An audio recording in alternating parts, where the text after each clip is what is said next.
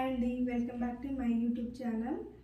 ఈరోజు ఏంటంటే కాకరకాయ కారం టేస్టీగా ఉండేలా ఎలా చేయాలో చేసి చూపిస్తాను రండి.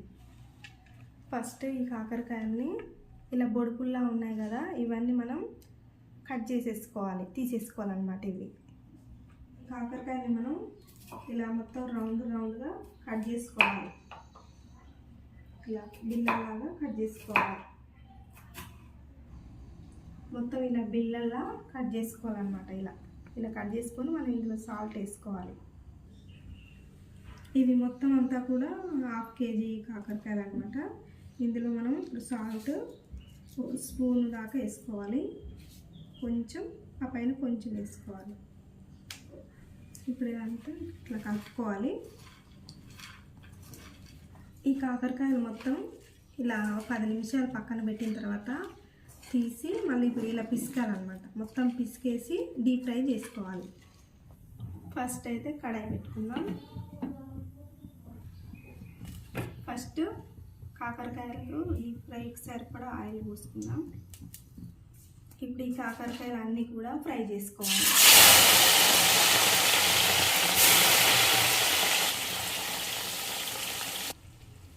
ఇప్పుడు ఇవన్నీ గోల్డెన్ కలర్ వచ్చేంత వరకు ఫ్రై చేసుకోవాలి.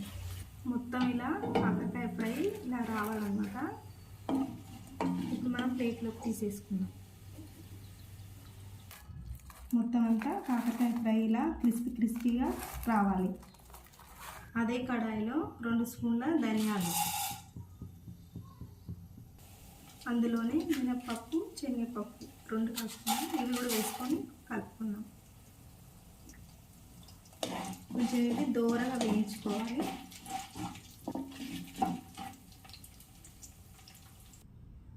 ఇప్పుడు అదే ఆయిల్లో పల్లీలను కూడా వేయించుకోవాలి. ఇప్పుడు పల్లీలు కూడా వేగిపోయాయి. ప్లేట్లోకి తీసుకుందాం. ఇట్లా రెడ్గా వచ్చేంత వరకు వేయించుకోవాలి. ఇందులోనే పచ్చిమిర్చి వేయించుకోవాలి. ఇప్పుడు ఇందులోనే కరివేపాకు కూడా ఫ్రై చేసుకోవాలి.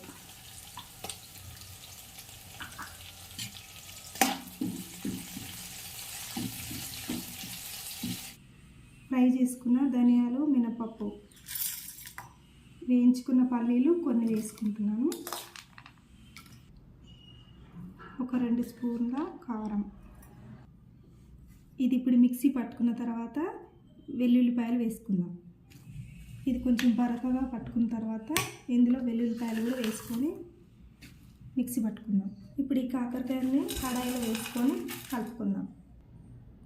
ఈ మిక్సీ పట్టుకున్న కారం, వెల్లుల్లి ఇవంతా ఇందులో వేసుకోవాలి. ఇప్పుడు ఇందులో పల్లీలు, వేయించి పెట్టుకున్న పల్లీలు, పచ్చిమిర్చి, కరివేపాకు వేయించుకున్నాను, ఇవి కూడా వేసుకోవాలి.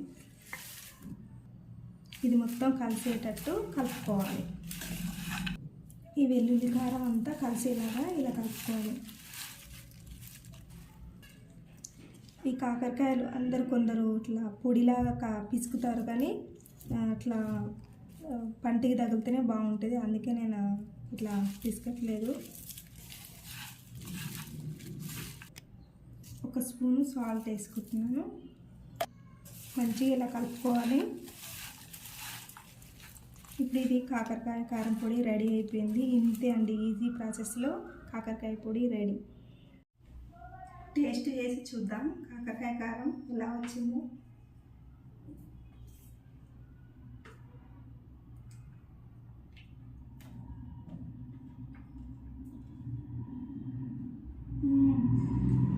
చాలా బాగుంది.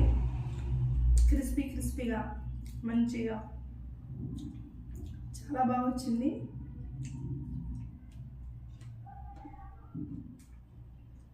చాలా బాగుంది. మీరు కూడా ఒకసారి ట్రై చేయండి ఇలా.